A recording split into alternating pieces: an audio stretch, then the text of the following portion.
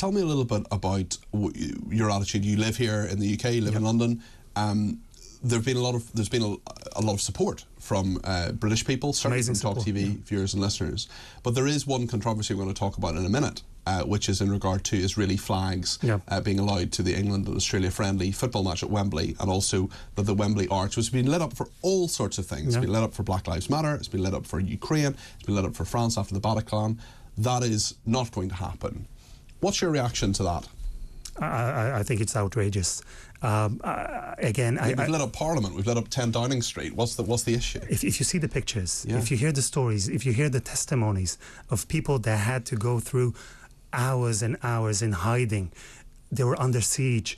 Partygoers in a music festival that had to hide in trees, in bushes, in refrigerators.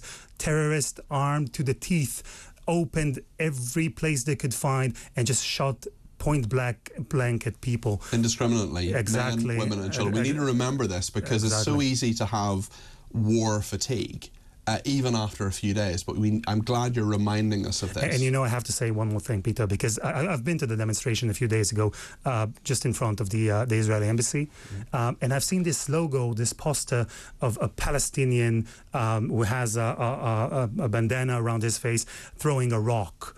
That's the conception in Europe. For many, many years, the Europeans have seen the Palestinians as the David against the Goliath. They've seen them holding rocks against tanks. That was the conception. This is different. We've seen AK-47s. We've seen RPGs. We've seen knives. We've seen tanks. We've seen drones. This situation is different, and people need to understand that.